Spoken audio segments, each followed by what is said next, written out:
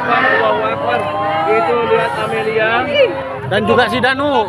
ikut. HP Arigi, HP Arigi. Lihat teman-teman.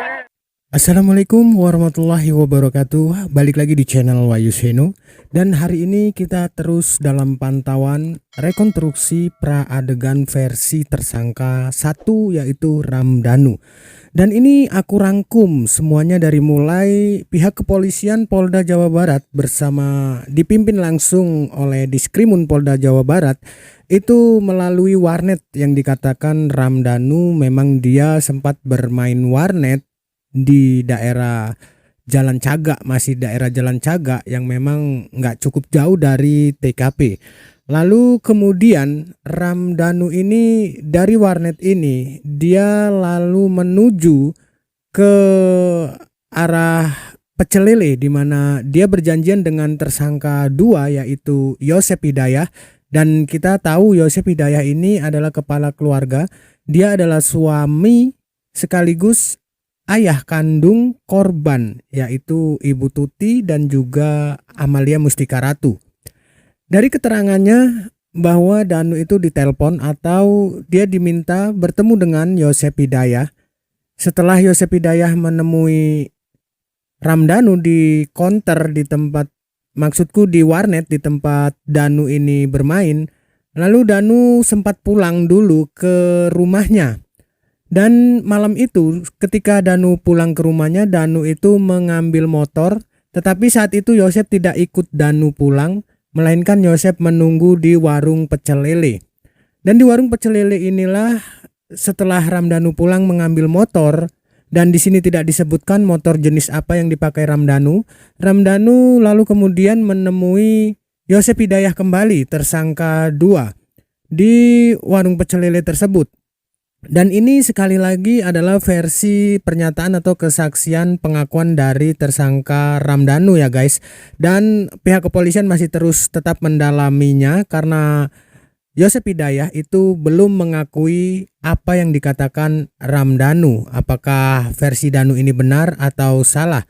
Setelah mereka berbincang-bincang di warung Pecel Lele, lalu kemudian mereka menuju rumah TKP, rumah milik korban Ibu Tuti Suhartini yang juga rumah milik Yosep Hidayah.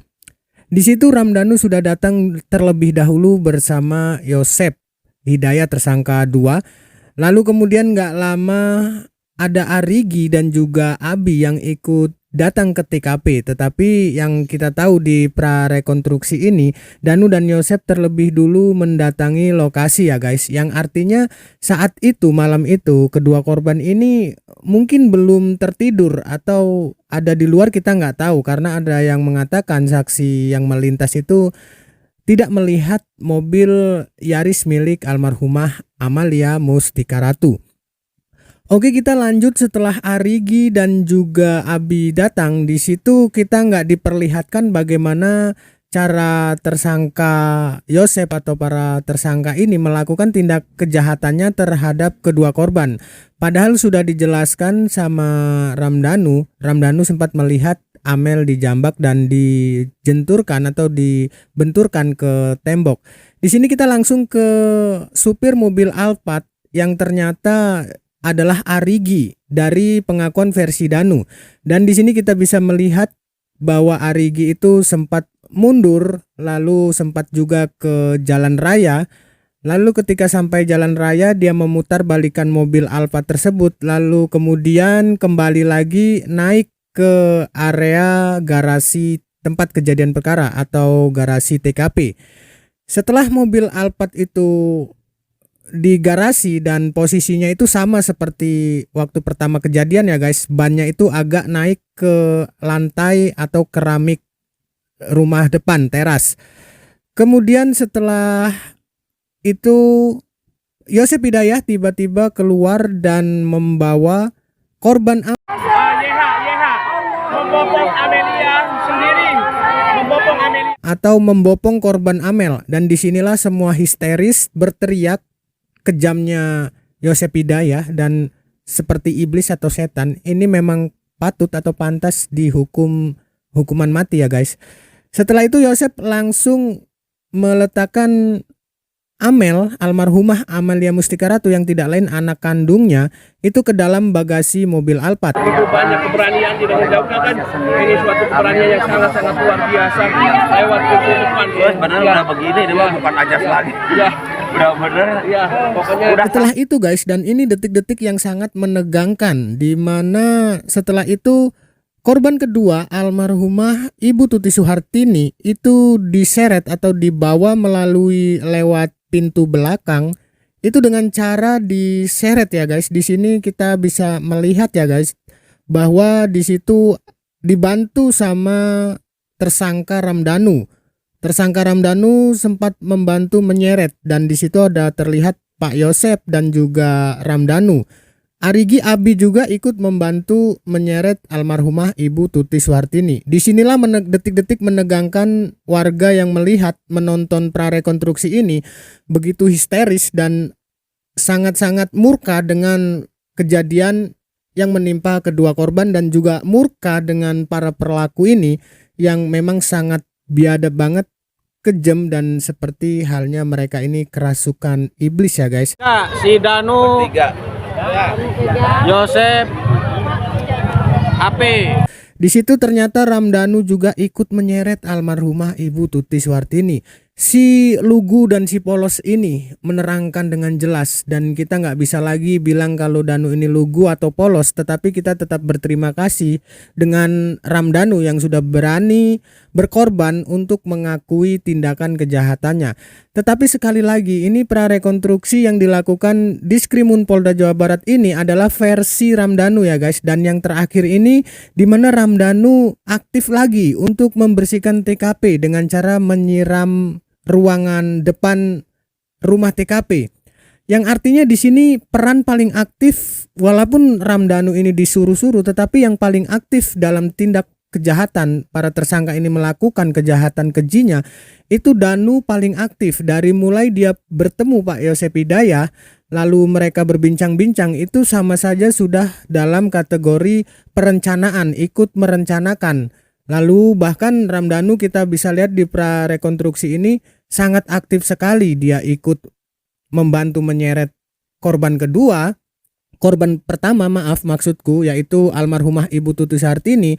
Lalu kemudian Ramdhanu ini ikut menyiram atau menghilangkan barang bukti, menyiram lantai rumah tempat kejadian perkara, dan kelanjutannya nanti kita akan mengetahui prarekonstruksi yang dimana pengakuan dari tersangka lainnya, karena ini masih versi dari pengakuan Ramdhanu.